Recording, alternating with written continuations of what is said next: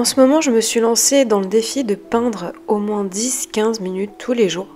Je peins essentiellement des petits paysages loose et presque abstraits. Et même si le plus souvent c'est une pause détente que je m'accorde et qui me fait du bien, je me retrouve quand même souvent confrontée à la peur de mal faire. Et je peux même vous dire que ça m'arrive très souvent de trouver mes peintures moches et du coup je me décourage un petit peu. Alors je voulais vous demander, si vous aussi vous décidez de peindre aujourd'hui, arrivez-vous à lâcher prise, à prendre du plaisir à peindre? Ou est-ce que vous vous retrouvez paralysé devant la page blanche? Ou peut-être que vous dépassez cette peur de la page blanche, mais qu'une fois votre peinture terminée, vous êtes déçu et vous vous demandez finalement si vous avez envie de vous y remettre. À quoi bon si le résultat n'est pas à la hauteur de vos attentes?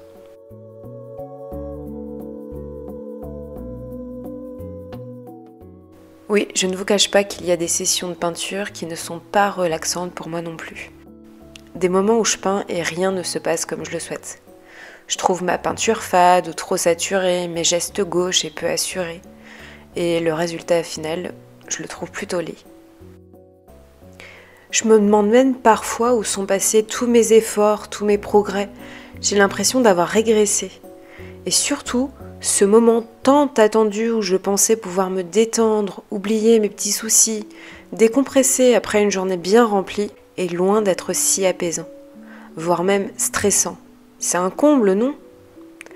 Est-ce que cela vous est-il déjà arrivé?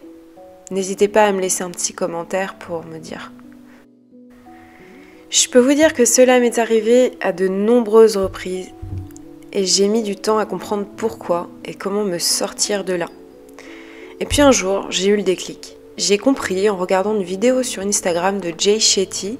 Si vous ne connaissez pas, je vous le conseille. C'est un mec super positif qui fait beaucoup de bien. Il a aussi un livre très intéressant, Penser comme un moine, que je vous recommande. Bref, je reviens sur le sujet. Donc, je regardais cette vidéo qui n'avait absolument rien à voir par rapport à l'aquarelle, mais qui a tout changé pour moi. Jay parlait de comment améliorer ses relations et expliquait ce qui cause la plupart des conflits et des déceptions. Et ce sont les attentes que nous avons par rapport aux autres. À force d'attendre des autres qu'ils fassent ceci ou cela, plutôt que de communiquer sur nos besoins, eh bien on se retrouve blessé et déçu. Bref, je m'égare un peu là. Vous me direz, mais quel est le rapport avec l'aquarelle? Eh bien, j'ai compris que ce sont les attentes que j'avais et que vous avez peut-être aussi lors de mes sessions de peinture qui en fait étaient le souci principal de mon stress et de ma frustration perpétuelle. Alors j'ai décidé de creuser un peu le sujet et je me suis demandé quelles sont ces fameuses attentes que j'ai à chaque fois que je prends mes pinceaux. Et je me suis rendu compte que j'espérais que tout le travail de ces dernières années porte ses fruits et qu'à chaque fois que je peindrais, je pourrais avoir une super œuvre d'art. J'ai compris que je voulais que toutes mes séances de peinture soient une bulle de détente. Oui, même si je me sens aujourd'hui hyper triste ou fatiguée ou stressée, j'espérais que miraculeusement ma session de peinture me détende. J'ai admis aussi que j'avais honte de faire encore des peintures affreuses, mais vraiment affreuses, malgré mon statut d'artiste professionnel. Je pensais en fait tout simplement, mais que vont penser les autres? Une fois que j'ai compris quels étaient ces espoirs inatteignables, j'ai essayé de comprendre comment faire évoluer tout ça vers quelque chose de plus réaliste et surtout de plus agréable pour moi. J'ai compris et je me suis engagée à peindre avant tout pour le plaisir du processus, plus que pour le résultat. Je vous le répète d'ailleurs sans cesse dans mes cours d'aquarelle, j'en ai parlé aussi dans mon livre Peindre à l'aquarelle chez Créapassion. Si vous ne le connaissez pas, eh bien j'en ai parlé sur mon blog, donc n'hésitez pas à aller faire un tour. Et j'y ai d'ailleurs consacré toute une partie, c'était très important pour moi. Donc voilà, tout ça pour dire que j'ai décidé de faire de ma pratique créative un endroit sans jugement où je suis autorisée à laisser libre cours à ma créativité et où je peux peindre sans but. C'est pas grave si à la fin ma peinture n'est pas à la hauteur de ce que j'espère puisque je n'ai plus d'attente particulière. Je me lance dans une aquarelle pour apprendre, pour prendre du plaisir avant tout. j'ai décidé d'éliminer tous les obstacles qui m'empêcheraient de faire de ces bulles créatives un moment de bien-être. Je pratique comme un sportif qui s'entraîne.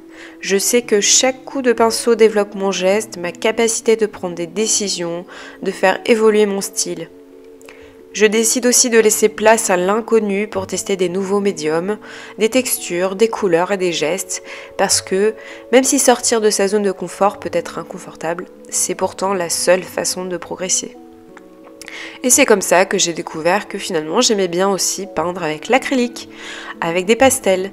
Je vous partage d'ailleurs mes ajouts de texture avec les pastels dans mon cours sur les paysages. Et c'est grâce à mes petits essais sans but que j'ai trouvé des nouvelles façons de dessiner et de peindre pour le plaisir.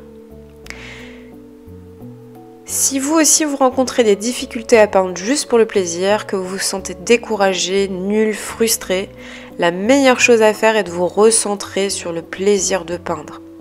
N'oubliez pas, ce qui vous paraît être des échecs aujourd'hui sont en fait simplement une étape nécessaire sur votre chemin artistique.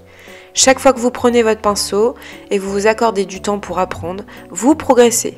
Oui, je vous le promets, vous progressez même si vous n'avez pas l'impression que vous êtes en train de progresser. Parfois, les progrès sont difficiles à voir et parfois beaucoup plus rapides. J'ai moi aussi, selon les périodes, plus ou moins de mal à avancer.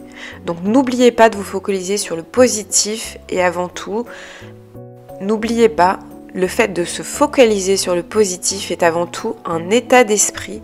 Donc si vous commencez à peindre avec cet état d'esprit, l'état d'esprit de progresser, d'apprendre, donc je vous conseille autant que possible de peindre l'esprit libre en peignant avant tout ce qui vous fait plaisir et ce qui au fond de vous vous paraît juste et vivant.